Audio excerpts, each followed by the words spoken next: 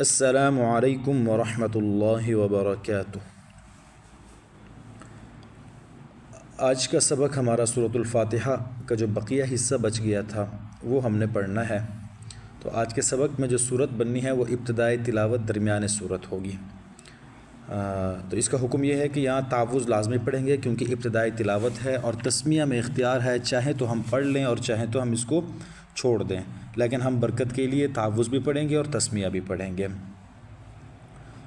اعوذ باللہ من الشیطان الرجیم،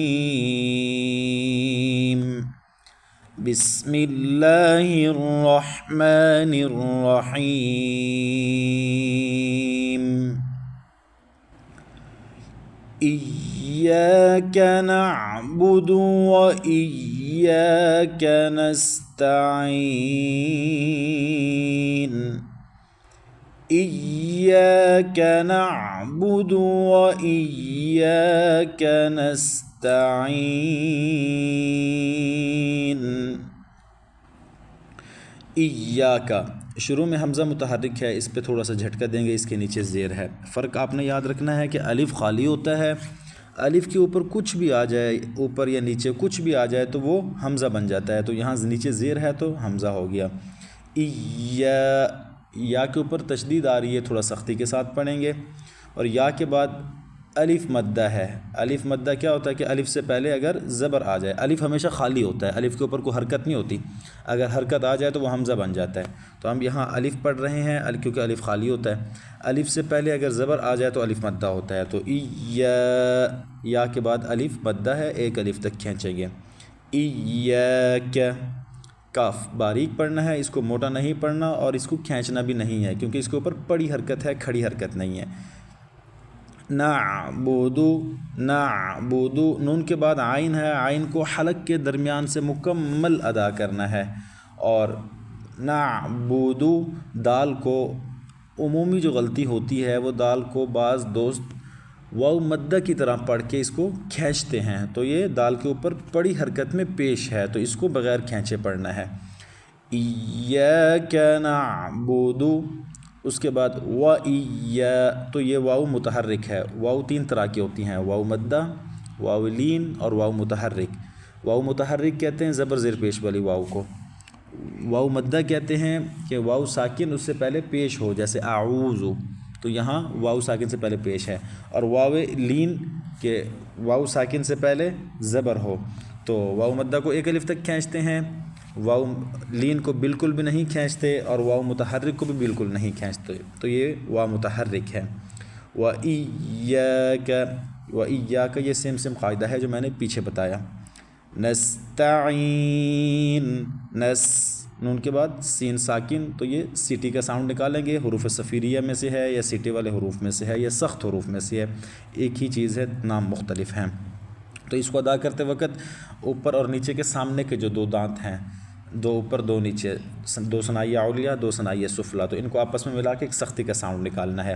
نستعین، تا کے بعد عین، عین کو حلق کے درمیان سے مکمل ادا کرنا ہے، اور عین کے بعد یا ساکن ہے، یا ساکن سے پہلے زیر آ رہی ہے، تو یہ یائے لین ہے، یائے مدہ ہے، تو یائے مدہ کو ایک الف تک کھینچنا ہے۔ نستعین، اور لاسٹ میں نون کے اوپر پیش ہے، وقف میں ہم اس کو ساکن کر رہے ہیں تو یہ وقف بالاسکان بنے گا۔ وقف تین ہوتے ہیں، وقف بالاسکان، وقف بالاشمام، وقف بالروم۔ وقف بالاسکان کہتے ہیں کہ آخری جو حرف ہوتا ہے اس کو ساکن کر دیں، تو یہاں ہم ساکن کر رہے ہیں تو وقف بالاسکان ہوگا۔ آگے جو جو وقف آئیں گے میں ان کے ساتھ ساتھ قواعد بتاتا جاؤں گا۔ اہدنا الصراط المستقیم، اہدنا الصراط المستقیم۔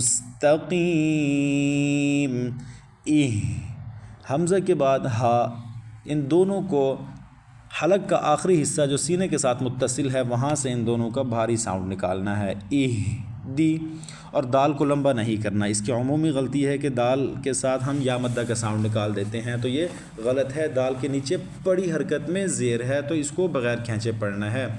اہدنا الصراط، نون کو صاد کے اندر ٹچ کرنا ہے، اس کو آپس میں ملانا ہے، اور صاد حروف مستعلیہ میں سے ہے، موٹے حروف میں سے ہے، اس کو پر پڑھیں گے۔ موٹے حروف 7 ہیں، خ صاد تنقیز، خ صاد ضاد طا ظا غین قاف، یہ 7 حروف کو ہمیشہ پر پڑھتے ہیں۔ اس کے اندر تھوڑا پر پڑھنے کی بعض دفعہ شدت ہوتی ہے، بعض دفعہ شدت نہیں ہوتی، تو اس کا فرق جو ہے وہ ہم صفات کے اندر پڑھیں گے۔ جب صفات کی میں بحث کروں گا تو انشاءاللہ اس کا فرق میں آپ کو بتا دوں گا۔ تو صاد حروف مستعلیہ میں سے ہے، اس کو پر بھی پڑھنا ہے۔ صاد سیٹی والے حروف میں سے بھی ہے، اس کو پڑھتے وقت سیٹی کا ساؤنڈ بھی نکالنا ہے۔ صراط را کے اوپر زبر ہونے کی وجہ سے پر پڑھنا ہے، را کے بعد الف مدہ ہے، ایک الف تک کھینچیں گے۔ طا حروف مستعلیہ میں سے ہے، اس کو پر پڑھیں گے۔ اہدنا الصراط المستقیم، میم کے بعد سین ساکن سیٹی کا ساؤنڈ نکالیں۔ مستقیم، قاف حروف مستعلیہ میں سے ہے، اس کو پر پڑھیں۔ قاف کے بعد یا ساکن سے پہلے زیر ہے تو یا مدہ ہے، ایک الف تک کھینچیں گے۔ وقف یہاں پہ ہوگا، وقف بالاسکان، کیونکہ میم کے اوپر زبر ہے تو وقف کرتے ہوئے ہم اس کو ساکن کر دیں گے، تو وقف بالاسکان بن جائے گا۔ اہدنا الصراط المستقیم صراط الذین انعمت علیہم غیر المغضوب علیہم ولا الضالین صراط الذین انعمت علیہم غیر المغضوب علیہم ولا الضالین۔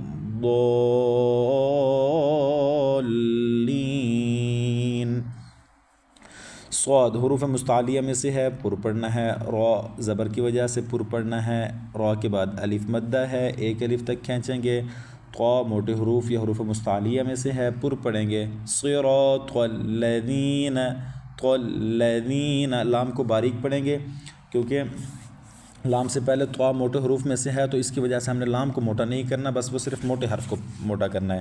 تو یہ قاعدہ ہوتا ہے الف کے ساتھ کہ الف سے پہلے اگر موٹا حرف ہو تو الف کو موٹا پڑھتے ہیں، الف سے پہلے باریک حرف ہو تو الف کو باریک پڑھتے ہیں۔ اس کے علاوہ جتنے بھی حروف ہیں وہ اپنی صفت کے ساتھ وہ پڑھے جائیں گے، تو یہ لام اپنی صفت کے ساتھ باریک پڑھا جائے گا۔ صراط الذین، یہ ذال ہے، اس کو ادا کرتے وقت آپ نے سامنے کے دانتوں کو ٹچ نہیں کرنا، ان کے درمیان تھوڑی سی زبان دینی ہے۔ اگر آپ ٹچ کر دیں تو یہ ذال زا میں بدل جائے گی، جو کہ لحن جلی ہے، اور لحن جلی حرام شمار کی جاتی ہے، تو اس کو نرمی کے ساتھ ادا کرنا ہے، مطلب آپ کے دانت آپس میں ٹچ نہ ہو۔ صراط الذین، ذال کے بعد یا ساکن سے پہلے زیر تو یا مدہ ہوگی۔ نون کے اوپر بڑی حرکت ہے زبر، تو اس کو لمبا نہیں کرنا۔ انعمت، یہ نون ساکن، نون ساکن کے بعد حروف حلقی میں سے عین آ رہا ہے تو ادھر غنہ نہیں کرنا۔ نون ساکن اور تنوین کے بعد اگر حروف حلقی میں سے کوئی بھی حرف آ جائے تو وہاں غنہ نہیں ہوتا، باقی سب جگہ غنہ ہوتا ہے، بعض دفعہ ادغام کا غنہ ہوتا ہے، بعض دفعہ اخفاء کا غنہ ہوتا ہے، تو یہاں غنہ نہیں ہوگا کیونکہ آگے عین ہے۔ انعمت، میم ساکن، تو میم ساکن یہاں پر بھی غنہ نہیں کرنا، کیوں؟ کیونکہ میم ساکن کے بعد اگر دوسری میم آئے تو ادغام کا غنہ ہوگا، میم ساکن کے بعد با آ جائے تو اخفاء کا غنہ ہوگا، میم ساکن کے بعد میم اور با کے علاوہ کوئی اور حرف آئے تو اظہار ہوگا، تو یہاں میم ساکن کے بعد تا آ رہا ہے تو ادھر غنہ نہیں کرنا، تو اس پورے ورڈ کے اندر نہ نون ساکن پہ غنہ ہے نہ میم ساکن پہ غنہ ہے۔ انعمت علیہم، علی عین حلق کے درمیان سے، لئی یہ یا ساکن سے پہلے لام کے اوپر زبر ہے، یا لین ہے، اس کو لمبا نہیں کرنا۔ ہم، ہا کو سینے سے ادا کریں، اور میم ساکن کے بعد غین آ رہا ہے تو یہاں پر بھی غنہ نہیں ہوگا۔ غین موٹے حروف میں سے ہے، پر پڑھیں۔ غوئی یا ساکن اس سے پہلے غین کے اوپر زبر تو یا لین ہے، اس کو لمبا نہیں کرنا۔ ریل، را کے نیچے زیر ہے تو را کو باریک پڑھیں۔ غوئی ریل، مغضوب، میم کو باریک پڑھیں، غین کو پر پڑھیں، اور غین ساکن ہے، اس کے اوپر قلقلے کی بعض دفعہ تشبیہ آ جاتی ہے تو قلقلے سے یہاں بچنا ہے، مطلب کہ غین کو ہلانا نہیں ہے۔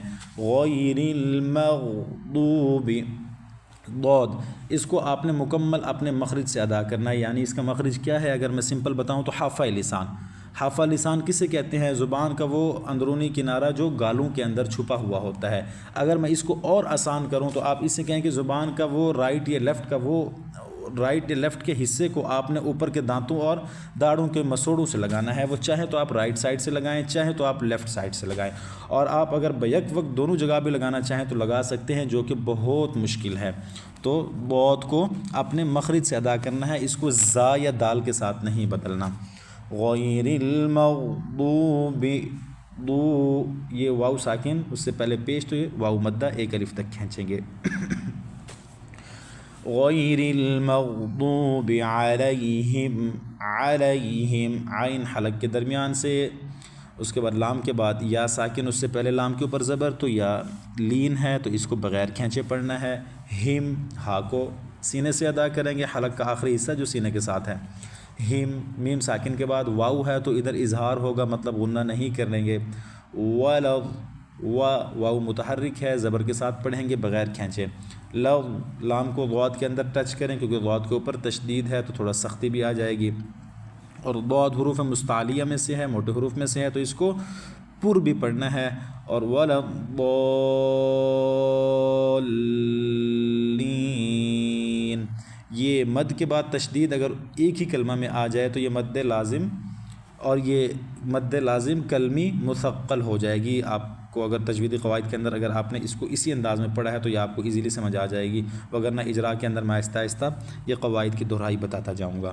تو یہ مد لازم کلمی مثقل ہے، مطلب کہ اس کو 5 الف تک آپ نے کم از کم لازمی کھینچنا ہے جب کہ آپ ترتیل میں تلاوت کر رہے ہوں.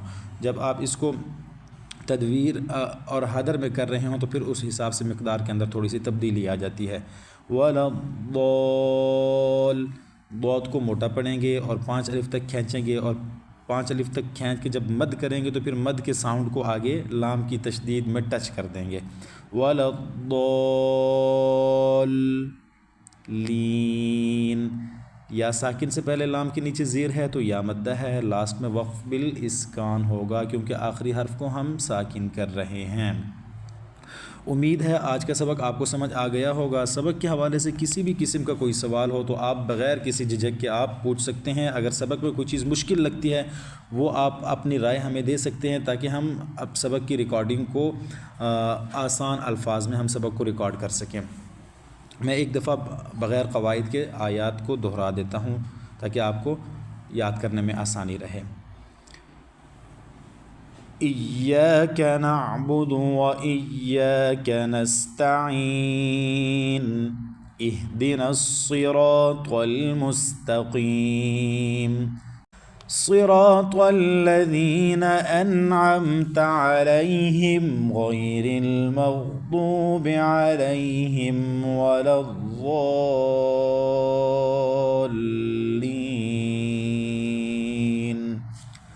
صدق الله العظيم.